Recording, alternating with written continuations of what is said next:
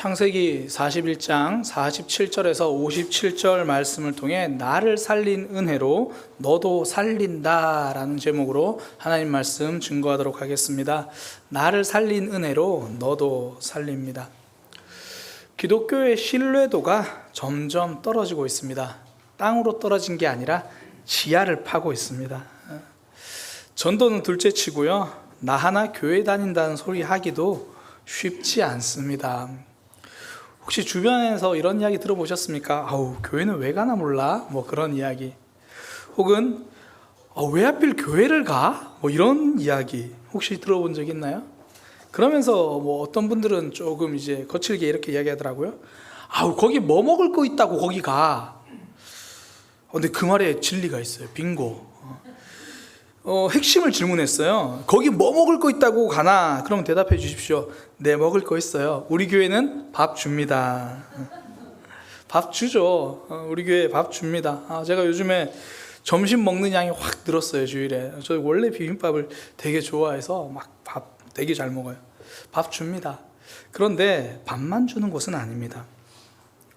아주 극소수의 교회들이지만 어떤 교회에서는 정말 밥 주는 것이 지상 과제인 것처럼 곁에서 보면 보이는 그런 교회들도 간혹 있습니다.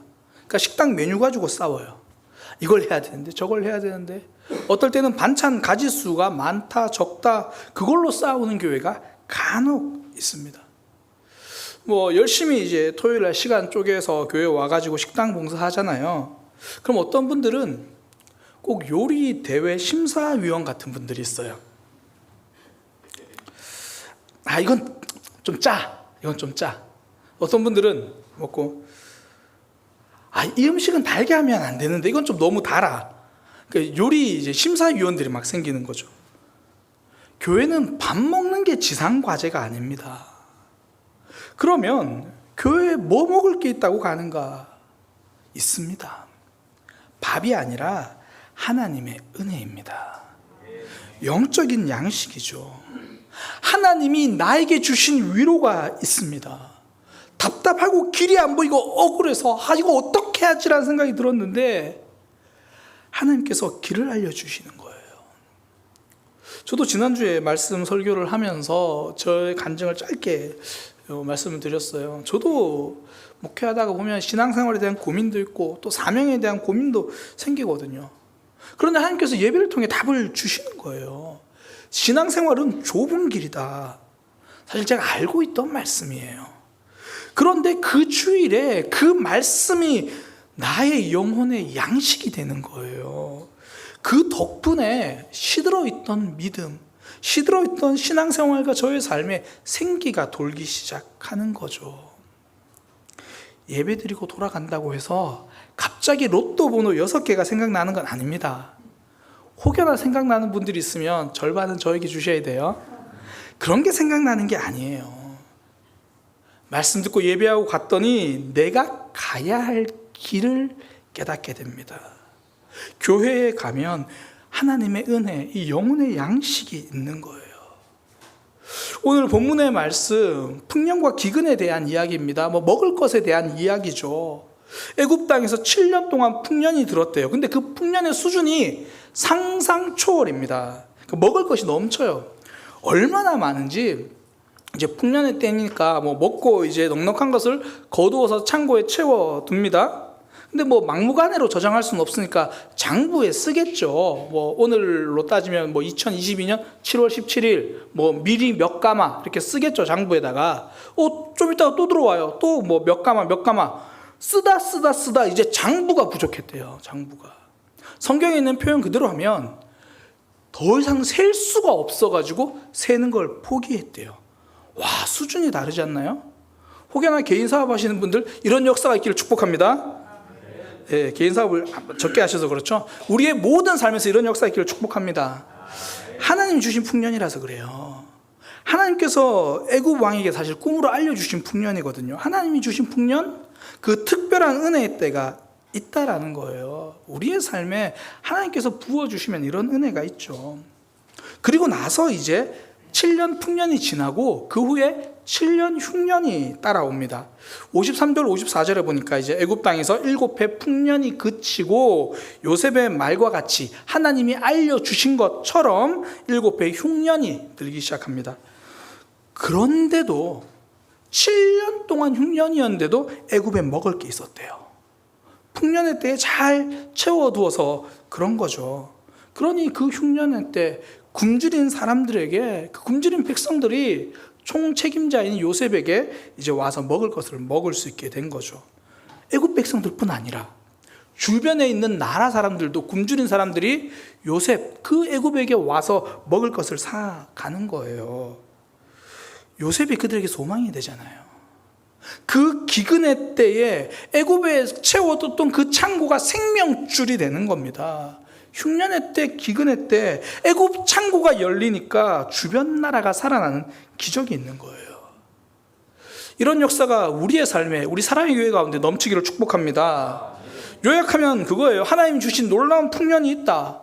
그리고 그 풍년 잘 저장해서 기근의 때를 구했다. 하나님이 주신 풍년, 그리고 기근의 때에 살리는 기적, 저 오늘 이 말씀을 함께 나누려고 하는 거예요. 하나님이 주시는 은혜의 풍년을 경험하는 삶이 되시기를 축복합니다. 그 은혜의 풍년으로 인해서 주변 사람들까지 살리는 역사가 있기를 축복합니다.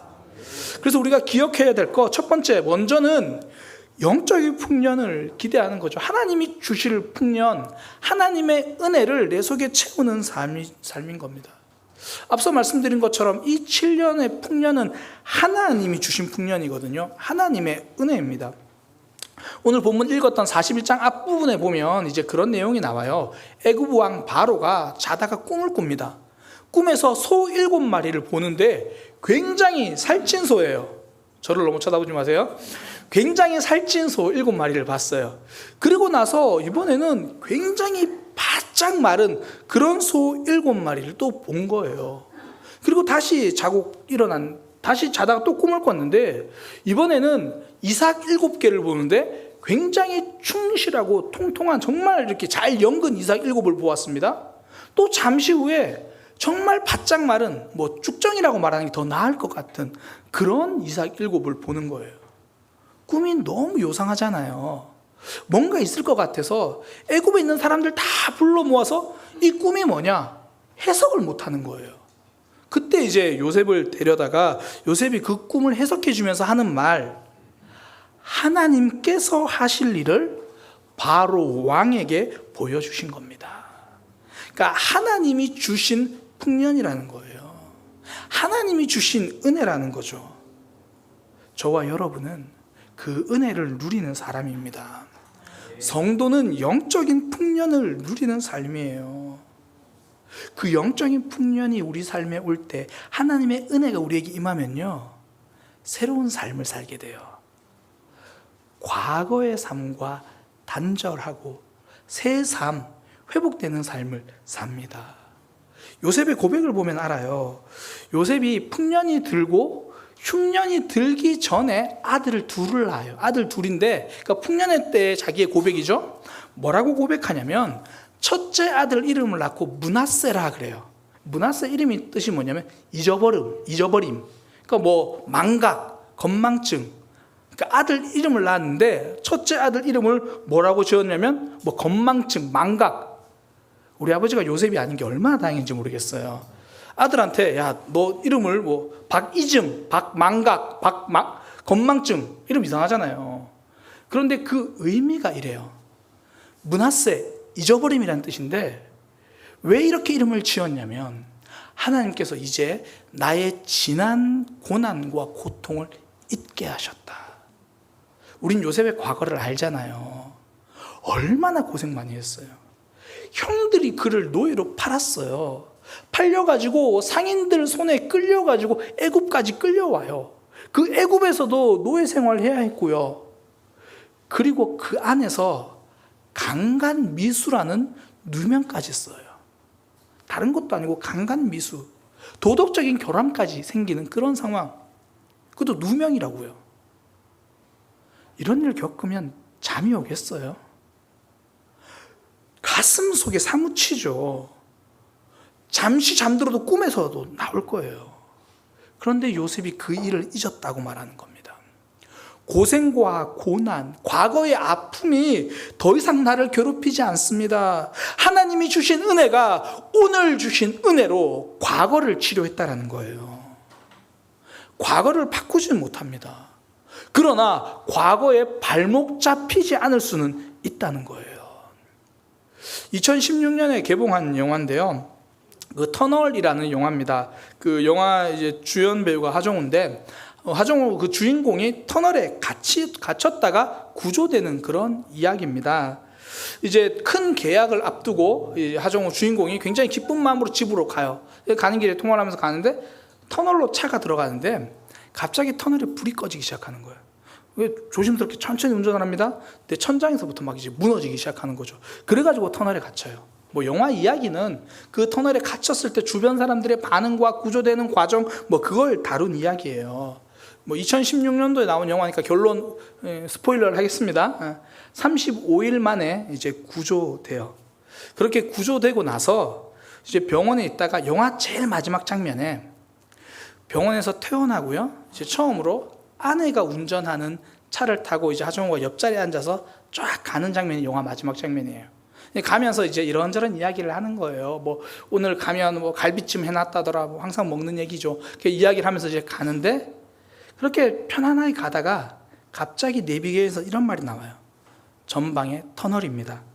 안전운전 하세요. 앞에 있는 터널을 지나야 되는 거예요. 하정우가 갑자기 자세를 고치 않습니다. 긴장을 해요. 그리고 숨을 내쉽니다. 아내가 운전하던 오른쪽 손을 잘 내밀어서 하정우의 손을 싹 잡아줘요.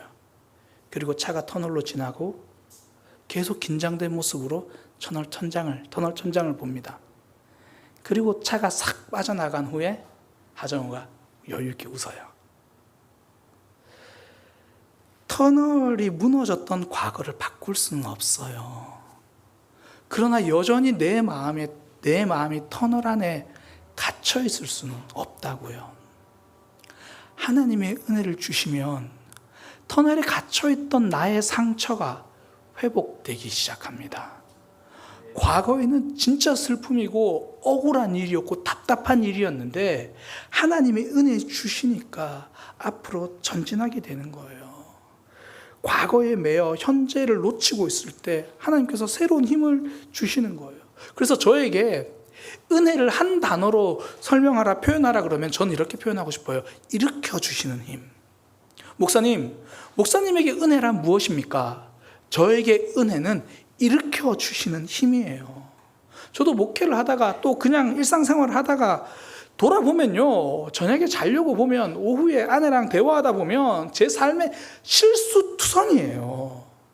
어떨 때는 정말 그런 생각이 들어요. 오늘 하루의 행동을 굉장히 후회되고 내가 왜 그때 그렇게 말했을까? 막 그런 생각이 들 때가 많아요. 정말 시간을 되돌려서 그때 말을 바꾸고 싶고 정말 시간을 되돌려서 그때 결정을 다시 하고 싶을 때도 있어요. 근데 저에게 시간을 되돌릴 힘은 없습니다. 그런데 제 손을 잡아주시는 하나님이 계시는 거예요. 제가 말씀을 묵상할 때마다 하나님께서 야, 너 정신 차려야지. 내가 너 곁에 있잖아. 내가 널 붙들어 주잖아. 그걸 깨달으니까 다시 일어날 수 있는 거예요. 은혜는 과거에 묶여있던 우리를 하나님께서 다시 회복시켜 주시고 치료해 주시는 겁니다. 실수 없이 살아온 날이 얼마나 되십니까? 실수가 아니라 실패의 연속일 때도 있죠. 그래도 하나님은 또 일으켜 주시고 전진하게 만듭니다. 어제 무너졌던 마음 오늘 치료해 주시고 회복시켜 주시는 거예요. 한 주간 지난주에 혹여나 무너져 있고 넘어져 있으면 오늘 예배에 우리를 부르셔서 일으켜 주시는 거죠. 많이 넘어지는 사람은요, 많이 후회해야 할 사람이 아니라 많이 예배해야 되는 사람입니다. 많이 기도해야 되는 사람이죠. 하나님은 과거의 우리를 다시 회복시켜 주시니까요. 직장에서, 가정에서 실수하고 실패하고 그때 우리가 안 넘어지는 것도 좋죠. 그러나 안 넘어지는 것보다 더 중요한 것, 은혜를 붙들고 다시 일어서는 겁니다. 하나님께서 부어주신 그 은혜를 통해 과거를 되돌릴 수는 없지만 회복되고 치유될 수 있다는 거죠. 근데 반대로 뒤집으면요, 하나님의 은혜를 놓치면 계속 과거에 머물러 있어요. 요셉이 므낫세를 낳고 했던 고백, 고난도 잊었습니다, 이것도 있지만 그 다음에 뭐라고 이야기하냐면 아버지 집에 대한 생각을 잊어버리게 되었습니다. 요셉에게 아버지 집 그러면요, 흔히 말하는 그 라떼예요. 라떼. 내가 옛날에는, 왕년에는 내가 그때는 참 잘 나갔었는데, 물론 형들의 시기와 질투도 있었지만 그래도 사랑받고 뭔가 으스댈 수 있었던 때가 바로 아버지 때거든요. 그런 행복한 삶이고 즐거운 삶이에요. 그러나 좋았던 과거도요, 거기에 발목 잡히면 그 행복이 걸림돌이 돼요. 청년들 혹시 연애해봐서 알잖아요. 우리 집사님들 중에서도 연애 결혼해보신 분들은 알 거예요. 대부분 첫사랑이랑 결혼하진 않으니까. 연애, 일부 예배 때 청년들한테 이 얘기하니까 아무도 공감하지 않더라고요. 연애해본 적이 없어가지고. 이제 연애를 하고 정말 좋은 사람이었어요. 그런데 그 사람이랑 이별하고 새로운 사람 만나면 이전 사람에 대한 기억은 잊어야죠. 이전의 관계를 붙들고 있으면 지금의 관계가 깨져요. 과거를 잊어야 새로운 복을 누리거든요. 그래서 둘째 아들의 이름을 에브라임이라 그렇게 지어요. 과거에 나이 좋았던 건 잊고, 에브라임 정확한 뜻이 뭐냐면 2배로 열매 맺다라는 뜻이에요. 과거에 좋았지만 이제 내 삶은 2배로 열매 맺는다. 하나님의 은혜로 과거를 떨쳐버리고 나니까 2배의 축복을 경험하는 거죠. 하나님의 풍성함입니다. 우리의 삶이 그래요. 비록 행복했던 과거라 할지라도 거기 머물러 있으면 그건 행복이 아니라 함정입니다. 과거에 어떤 좋은 일이 있으셨습니까? 오늘 갑절로 역사하실 하나님을 기대하시기 바랍니다. 내 삶을 더 크게 붙들어 주실 하나님을 소망하시기 바랍니다. 동양 고전 한비자에 보면요, 한비자가 이렇게 말해요. 과거의 옛날의 제도, 그 과거의 사상에 얽매여서 여전히 그것만 주장하면 나라는 망한다. 그러면서 예를 든 게 수주대토예요. 우리가 한 번쯤 들어본 사자성어. 어느 날 농부가 밭을 갈고 있는데 토끼가 깡총깡총 뛰어오는 걸 봅니다. 저 토끼가 어디까지 가다가 깡총깡총 뛰어가다가 이 나무 그루트에다 머리를 콩 박고 죽는 거예요. 오늘 저녁은 고기 먹는 날. 이제 토끼를 잡은 거예요. 얼마나 행운이에요. 어느 날 그냥 토끼가 죽어서 잡게 되니까 그건 행복이죠. 그러나 그 행복은 그날로 끝나야 돼요. 그날로 끝나지 않고 수 지킨다, 주 그릇토기 대 기대하면서 토끼를, 그날의 행복에 얽매여서 계속 그 그루터기에 앉아가지고 토끼 언제 오나, 토끼 언제 오나. 그러면 그 토끼에 왔던, 고기 먹었던 그 행복은 이제 함정이 되는 거예요. 사냥하지 않아도 토끼를 얻었다면 행복입니다. 그러나 그 과거에만 머물러 있으면 함정이에요.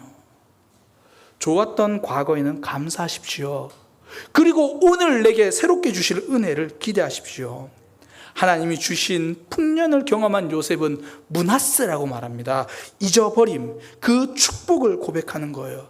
상처가 회복된, 상처를 잊은 회복의 축복이죠. 그리고 새로운 은혜를 누리는 에브라임, 갑절의 축복을 고백하는 거예요. 제가 이 말씀을 묵상하면서 소망이 되는 게, 제가 이 부분을 묵상하면서 처음 하나님이 저한테 주시는 말씀, 제가 딱 선포하고, 제가 이 말씀 묵상할 때 전사님이랑 같이 있었는데 이랬어요. 이제 우리 사랑의 교회 7년 은혜의 풍년의 때가 올 것이다. 우리의 삶 가운데 매번 예배 때마다 은혜로 과거의 상처는 회복되고 무너졌던 자리에서 다시 일어나는 므낫세의 축복이 가득할 것이다. 또한 과거에 매여 살지 않고 앞으로 주실 갑절의 은혜, 에브라임의 축복을 소망하면서 전진하는 나의 삶, 우리 사랑의 교회 성도들의 삶, 이 땅에 하나님의 백성들의 삶이 되게 하여 주옵소서. 저는 우리 예배가 그런 은혜의 시간이 되기를 축복합니다. 모든 구역 모임에서 그런 은혜가 넘치기를 소망합니다. 여러분 한 사람 한 사람이 각자 있는 처소에서 기도하는 그 자리에서 이 하나님의 은혜가 넘치기를 소망합니다. 그 은혜가 부어졌을 때 요셉이 가진 지혜는요, 채움입니다. 7년 동안 하나님이 부어주실 때 그걸 각 성에 있는 창고에다가 잘 채워 두었습니다. 하나님이 주신 은혜를 잘 간직해서 필요할 때 쓴 거예요. 얼마 전에 장마 기간이라서 비가 참 많이 왔습니다. 우리나라에서 장마 기간 그러면요, 길면 한 30일까지 장마 기간이라고 봐요. 1년 중에 30일. 그런데 그 30일 동안 전체 강수량의 30%가 넘게 비가 와요. 그러니까 1년에 3분의 1, 1년 전체 오는 비 양의 3분의 1만큼 많이 옵니다. 그러니까 그때 비 피해가 좀 많죠. 그렇다고 해서 장마가 재앙입니까? 아니요, 축복입니다. 그때 내리는 비를 댐에만 잘 받아둔다면 많이 내리는 만큼 축복이에요. 말씀이 그렇습니다. 은혜가 그렇습니다. 주일에 주신 말씀 채워둔 만큼 축복이에요. 우리가 말씀 끝나고 함께 기도하는 시간, 그 시간은 말씀을 내 마음 창고에다가 채워두는 시간이잖아요. 이제 식사 마치고 구역 모임 해요. 구역 모임 하면서 나눔하면서 그 은혜를 다시 내 마음에 채우고, 구역 식구가 받은 은혜도 다시 내 마음에 채우고, 그렇게 내가 받은 은혜를 채워서 삶의 영역에서 풀어놓는 거잖아요. 내 삶의 현장에서 풀어놓는 거잖아요. 과거의 메인 삶이 아니라 새롭게 전진하는 한 주가 되시기를 축복합니다. 하나님이 주신 영적인 풍년, 그 은혜의 시간 기대하면서 잘 채워 회복과 전진하는, 다시 일어나는 믿음의 백성 되기를 축복합니다. 두 번째 기억해야 될 게 뭐냐면 살림이에요. 살림. 영적인 풍년을 기대하는 성도는요, 영적인 기근에 빠진 이들을 살릴 책임이 있다는 겁니다. 나를 회복시킨 그 은혜로 너도 살리기 위해서 그 은혜를 흘려보낸다는 거죠. 요셉은 하나님이 주신 풍년의 때에 곡식을 잘 저장했습니다. 창고에 차곡차곡 채웠어요. 그리고 흉년의 때에 풀었습니다. 그 56절에 보면 온 지면에 기근이 있었을 때 요셉은 모든 창고를 열었다 그래요. 그러니까 요셉은 애굽 땅에 있는 사람의 기근도, 심지어 주변 나라에 있는 그 기근도 외면하지 않은 거예요. 내게 주신 은혜의 창고를 열어 흘려 보낸 겁니다. 우리가 한 번쯤 들어본, 아니 여러 번 들어본 경주 채부잣집 이야기. 경주에서 400년 동안 그 부요함을 이어갔잖아요. 그 경주 채부잣집의 그 6가지 가훈 너무 많이 들어보셨을 거예요. 그래서 제가 그냥 오늘 한 가지, 5번째 가훈만 좀 소개하려고 합니다. 그 5번째 가훈, 사방 백리에 굶어 죽는 사람이 없게 하라. 우리가 부자이니까, 우리가 부유하니까 사방 백리에 굶어 죽는 사람이 없게 하라. 백리면 40km입니다. 40km까지 기근 때문에 굶어 죽는 이가 없게 하라. 하나님이 우리에게 은혜 주신 이유가 이것입니다. 내가 만나는 사람들이 하나님에 대해서 한 번도 들어본 적은 없게 하라. 한 번도 들어보지 못한 일은 없게 하라. 내가 받은 은혜를 그들에게도 나누어 주라. 세리장 삭개오는 예수님을 만나고 이렇게 고백합니다. 남에게 빼앗은 것이 있으면 4배나 갚아주겠습니다. 내가 가진 재산의 절반을 뚝 떼어서 가난한 자들에게 나누어 주겠습니다. 삭개오가 은혜를 받으니 주변 사람들이 살아납니다. 하나님의 은혜는 흘러가게 되어 있습니다. 성경을 보면 볼수록 우리가 신앙생활을 잘하고 있는지 점검할 수 있는 기준이 나와요. 내가 정말 신앙생활 잘하고 있는가 점검하기 좋은 기준, 내가 받은 은혜로 내 주변 사람들이 살아나고 있는가, 그 은혜가 흘러가고 있는가. 안타깝게도요, 교회 생활 열심히 하는 부모님의 자녀들 중에서 나는 우리 부모님처럼은 신앙생활 하지 않겠다고 말하는 경우를 가끔 듣습니다. 밤낮 없이 교회에 헌신합니다. 봉사합니다. 그렇게 피곤한 몸으로 집에 가서 짜증을 냅니다. 흘러가지 않는 삶은 은혜가 아니라 자기 만족입니다. 건강한 신앙을 유지하는 비결, 은혜의 창고를 여는 거예요. 참 부끄럽지만 제 자신의 모습을 봐도 그래요. 저도 제가 사명 감당하다가 지칠 때 제 모습을 보면 왜 지치는가? 지치면 저는 연구를 많이 해요. 혼자 땅을 파기도 하지만 도대체 왜 지칠까? 연구를 많이 해요. 하나님께서 주시는 마음. 나 자신에게 집중하기 때문에, 제가 제 삶에만 집중하기 때문에 흘려보내는 걸 놓칠 때 그때 넘어지더라고요. 저 이번에 안식월 가기 전에 금요기도회 예배 때 함께 예배를 드리면서 찬양을 이제 했거든요. 전사님이 금요기도회 인도를 하시니까 그때 인도하면서 했던 찬양이 믿음이 없이는 이라는 찬양이에요. 저도 그때 처음으로 이제 그 찬양을 알게 됐는데 가사가 이래요. 주님, 제 마음이 너무 둔해서 주님을 볼 수 없습니다. 이 땅에 속하여 이 땅만 보다가 주님 손을 놓쳤습니다. 그 찬양을 딱 접하는데 너무 부끄러운 거예요. 사명 보고 사역하겠다고 했는데 어느 순간에 내 모습에만 집중하고 있는 거예요. 내가 이렇게 했는데, 내가 뭘 하고 있는데, 계속 나에게 집중하고 이 땅만 보다가 하나님의 은혜를 놓친 거예요. 뒤에 이어서 나오는 찬양 가사가 나는 나그네로 왔는데 왜 주저앉게 되었나? 나는 청지기인데 언제부터 내 삶의 주인이 되어버렸나? 이 땅에 나그네로 그냥 지나가는 여행객으로 왔는데 계속 여기서 더 많은 것을 누리고 싶어하는 솔직한 제 모습을 보였습니다. 계속 나에게 집중하니까 나도 모르게 지쳐가는 거예요. 근데 정말 아이러니한 게 뭐냐면요, 안식을 갔다 와서예요.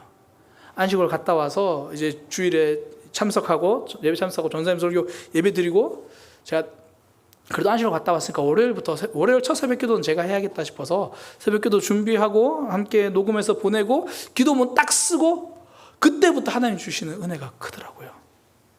새벽기도 준비하고 수요일 말씀 준비하고 금요기도 하고 지난 주일 하고 구역 세미나 딱 하는데 영혼이 집중하기 시작하니까 그 안에서 하나님의 회복, 살리는 힘이 있더라고요. 우리 교회도 마찬가지예요. 은혜가 흘러갈 때 살아납니다. 내가 받은 은혜의 창고를 열면 내가 살아나는 거예요. 제가 얼마 전에 한 카톡을 받았습니다. 우리 교회 집사님께서 이제 아침마다 받는 그 하루를 여는 기도를 본인이 아는 집사님에게 보내주셨다는 거예요. 그 본인이 아는 집사님이 받아서 그걸 아마 가족방에 공유를 했겠죠. 그러니까 그 집사님의 또, 그러니까 힘든데 우리 교회 집사님의 아는 집사님이 가족방에 공유해서 그 가족의 딸이 하루를 여는 기도를 안 믿는 친구에게 보내줬대요. 놀라운 일이에요, 이건. 하루를 여는 기도를 안 믿는 친구에게 보내줬다는 거예요. 그런데 안 믿는 친구가 그 기도문을 보고 교회를 나왔다는 겁니다. 먼저는 하나님이 하신 역사죠. 그리고 그 다음에는요, 그 안 믿는 친구에게 그걸 보내준 그 딸이 경험한 기적입니다. 안 믿는 친구를 생각하고 마음에 보냈죠. 그리고 그 기적을 누리는 거예요. 나에게도 어떻게 그런 역사가 있었으면 좋겠습니다. 흘려보내면 기적을 누립니다. 제가 안식을 갔다 와서 아내랑 계속 이야기하는 것 중에 하나가 그거예요. 우리 3분 영상 당신이랑 나랑 한번 만들어보자. 지금 27분, 30분 안 믿는 사람들은 그거 버거워한다. 3분 잘 만들어서가 아니라 어떻게든 만들어서 그거 누군가에게 흘려보낼 수 있게. 내가 경험한 기도 응답도 좋습니다.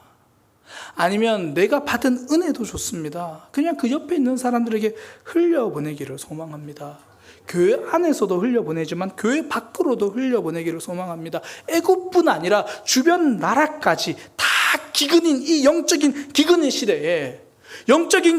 시대에 하나님이 나에게 주신 은혜로 옆에 있는 이들을 살리기를 축복합니다. 사방 백리에 굶어 죽는 사람은 없게 하라.